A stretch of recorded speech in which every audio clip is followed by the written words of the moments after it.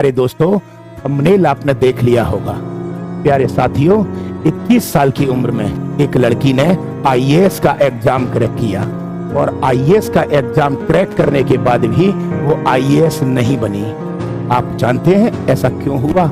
एक लड़की जो सामान्यतः राजस्थान की रहने वाली है, उसका नाम विदुषी सिंह है और उसने अपनी ग्रेजुएशन शुरू होने से पहले ही आईएएस की तैयारी ईमानदारी से जी जान लगा के करना शुरू करी और दिन रात मेहनत करी और अपने फर्स्ट अटेम्प्ट में आईएएस का एग्जाम निकाला और रैंक कितनी आई?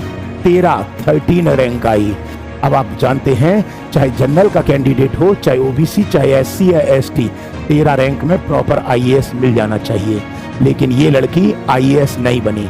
विदुषी सिंह की 13 रैंक आई, उसके बाद भी प्रॉपर आईएएस नहीं बनी। आप जानते हैं क्यों? क्योंकि उसने अपने दादा दादी के सपने को पूरा करने के लिए अपने सपने का त्याग कर दिया। जब उससे पूछा गया कि मैडम आप आईएएस क्यों नहीं बनी, तब उसने क्या जवाब दिया कि मेरे दादा दादी चाहते थे कि मैं इंडियन फॉरेन सर्विस, भारतीय विदेश सेवा की अधिकारी बनूं, इसलिए मेरी पहली पसंद ना आईएएस था ना आईपीएस था, मेरी पहली पसंद आईएफएस था। आप सभी को प्यारे बच्चों को बता दूं कि जो यूपीएससी सिविल सर्विसेज का एग्जाम कंडक्ट कराती है, उसमें सबसे ऊपर की पोस्ट आईएएस की होती है, दूसरी post IFS Indian foreign service होती है और तीसरी पोस्ट इंडियन पुलिस सर्विस भारतीय पुलिस सेवा होती है तथा अन्य हैं। ये सभी आईएएस जो बनते हैं, ये जिले में डीएम, कलेक्टर और कमिश्नर वगैरह बनते हैं, सेक्रेटरी वगैरह बनते हैं।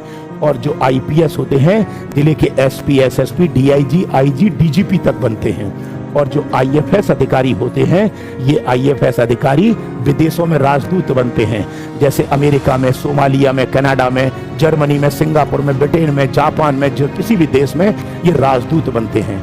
इस लड़की के दादा दादी का सपना था कि ये IFS officer, Indian foreign service की अधिकारी बने, तो इसलिए उसने न तो आईएएस पसंद किया और ना ही आईपीएस पसंद किया।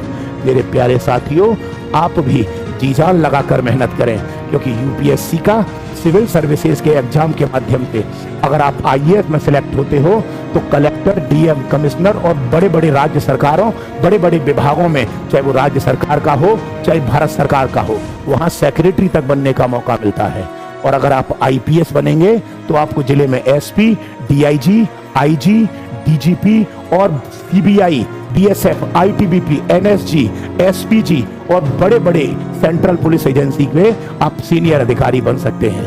और अगर आप आईएफएस बनते हो, इंडियन फॉरेन सर्विस, तो आपको किसी भी देश में राजदूत यानी एम्बेसडर या हाई कमिश्नर, उच्चायुक्त बनाया जा सकता है। हाई कमिश्नर उन देशों में बनते हैं जो कभी ना कभी ब्रिटेन के गुलाम रहे हैं, और एम्बेसडर या राजदूत उन देशों में बनते हैं जो कभी भी ब्रिटेन के गुलाम नहीं रहे हैं।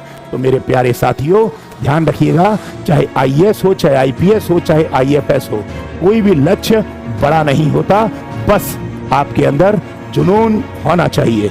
मैं वादा करता हूं, अगर आप ईमानदारी से 100% ईमानदारी के साथ अगर आप मेहनत करोगे तो ये टारगेट आपका अचीव होगा।